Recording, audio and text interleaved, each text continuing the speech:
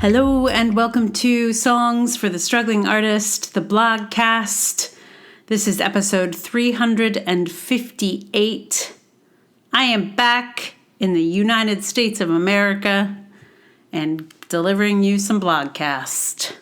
I will not be here in the United States of America for very long because I am going to Crete on Friday. So, my hope is to record another of these in anticipation of being away for a couple of weeks, but I don't know if that is going to happen. It's a lot of preparation to go abroad, especially when you've just come from abroad. And also, I'm going to a village where I don't think I will have the things I am used to being able to just pop out and, get, because I live in an urban area where pretty much anything I could want or need is available to me most of the time. So, anyway, my hope is to get you all a blogcast ready, like in the feed that can go while I'm away. But also, since I've been away, I am a little bit behind in terms of preparing the music for you. So while I know what the next song will be, I don't know what the next song will be. Anyway, but you're getting this one. This one is happening. I'm recording it a couple days early. My hope is that will facilitate getting another one recorded in the meantime. So, fingers crossed. If you get another replay, apologies in advance, but I'm gonna try. I'm giving it my all. So, this blog was inspired by a trip to the theater, something I haven't done a lot of in the last few years. But every time I have, the same thing happens to me.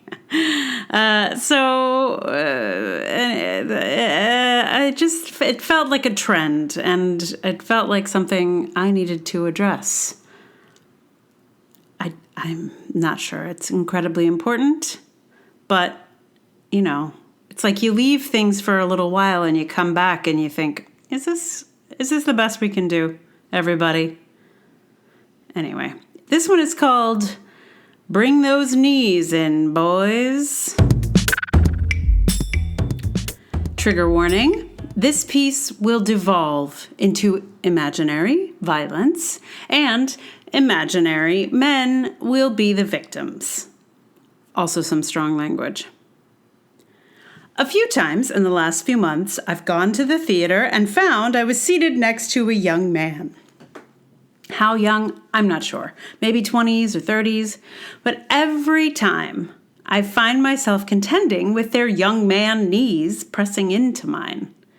It drives me absolutely bananas, but I refuse to be knee pressed out of the space to which I am entitled. I've sometimes just stuck my coat over my knee and let the young buck press into that. I've tried to suddenly pull away. I've tried some quick shifting. Those boys don't even seem to notice. The one next to me at Into the Woods was audibly crying during the father-son song No More. But that didn't stop him from manspreading into my space. Hooray, I thought. This generation has learned how to cry and experience emotions. But boo! They have actually gotten worse at manspreading than previous generations. The boy next to me at Dow of Glass seemed very comfortable with his knee in my space and got very animated about various pieces of music in the show. I could feel it in his knee.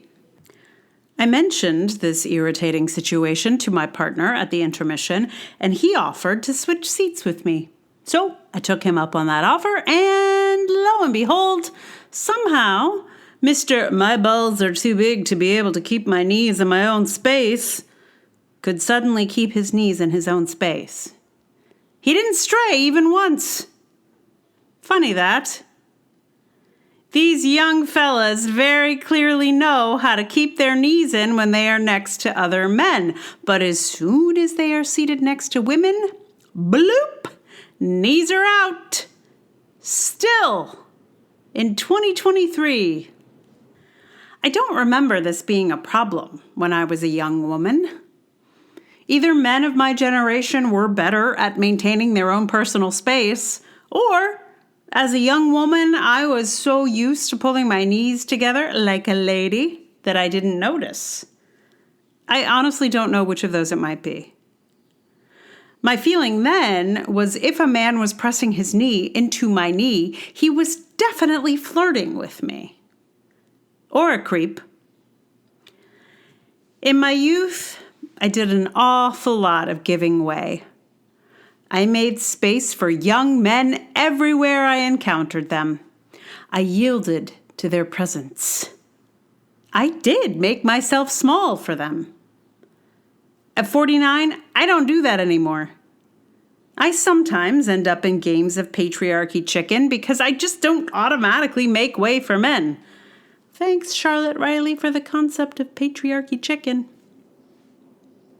I won't yield on the street if I don't want to, and when I go to the theater, I claim the space of my seat. I was thinking about it the other day, especially about how Mr. Knees at the Glass Show refrained from doing what he'd done with his knees when he was next to a man. Why don't men press each other's knees like this? I suspect it's because they're afraid of other men.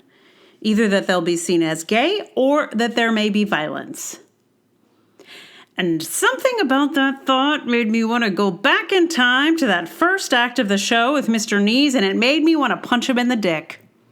Just reach over and pow! It would not be easy to do practically, but something about the fantasy of it really thrilled me. When I really thought it through logistically, I think an elbow to the dick would be more ergonomic and simple, but for elegance of phrase, let's stick with a punch. Then I thought about how many young men it would be very satisfying to punch in the dick. And I thought if the risk of pressing your knee into a lady's knee at the theater was getting punched in the dick by ladies who've just had enough of this shit, I don't know, maybe they wouldn't feel so comfortable letting their knees roll out into women's bodies. I got kind of fired up, imagining how great it would be to take all the years of smallifying myself and pulling my knees in to make space for men and just roll it all up in a nice fist and punch the next guy who couldn't keep his knees to himself. I started to feel myself to be quite dangerous, and I started eyeing all the young men who might be good candidates. It was invigorating. Now, to be clear, the odds of me actually punching anyone are very low. I'm conflict averse. I don't like making a fuss, and I'd be very unlikely to make a disturbance in a theater. I would not want to disrupt a show. It's hard enough putting on plays these days. That's my sacred space. Also, I'm fully aware that you're not supposed to go around punching men in the dick and that I'd be in big trouble if I did.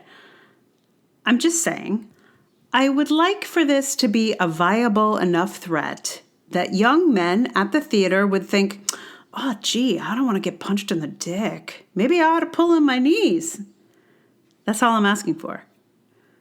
I'd like to invoke a similar fear to whatever is driving them to not do this to other men. That's all I need. Or, fellas, if you can bring those knees in some other way, that's good too. All I want is some nice bodily autonomy everywhere I go. Can you help me with that? I don't think I've seen a show since I wrote this piece. So I haven't had any subsequent incidents, but that I've also not been sitting in a theater as far as I can remember. It's probably for the best because I might do some damage. No, I wouldn't. The damage would probably be just to my, like, anger trigger or something. Anyway, so what song I'm going to give you is, I thought that the title of this thing had a kind of sea shanty quality. So I listened to a lot of sea shanties. Guess what? There aren't any about knees. But I honestly didn't even look because unlikely.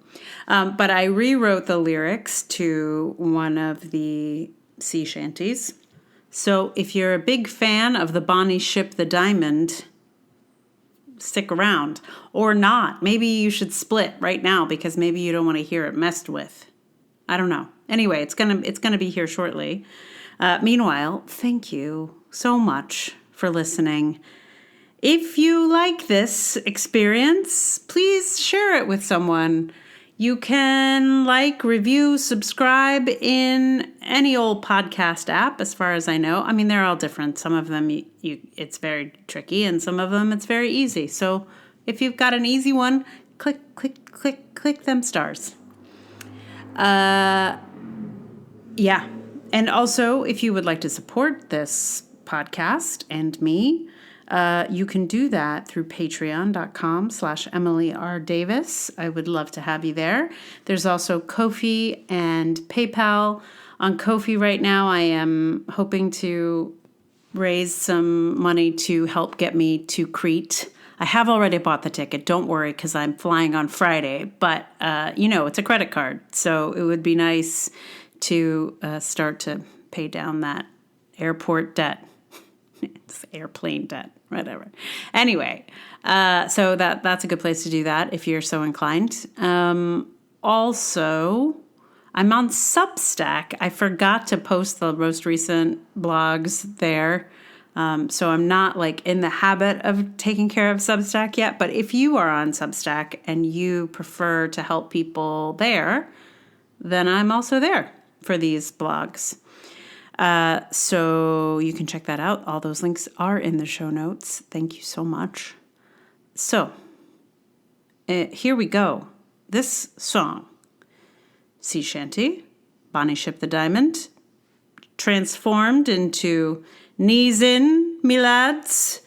And I'm on ukulele here because somehow it just seemed right.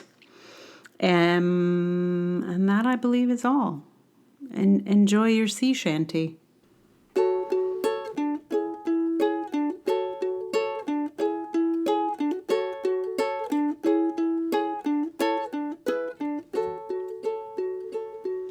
The diamond is a show, me lads, that I've long longed to see. The space it is all garnished with Beaux-Arts filigree. The SM gives the orders to dim the lights and go. We've never seen a set like this or such an edgy show. For it's knees in me, lads, let your legs never fail. For you never let them flap about when you're sitting by a mail. Before we've reached the second scene, the man who's next to me begins to press his lanky legs into mine right at the knee. He doesn't seem to notice that I am sitting there. It's like the space is only his and he never learned to share. For it's knees in me, lads, let your legs never fail. For you never let them flap about when you're sitting by a mail. Throughout the first act of the show, I was dealing with that knee. I couldn't say what was on stage 'cause I was so angry. I tried to shake, I tried to press, I put my coat between. No matter what I did, that knee was the center of the scene. For it's knees in me, lads, let your legs never fail.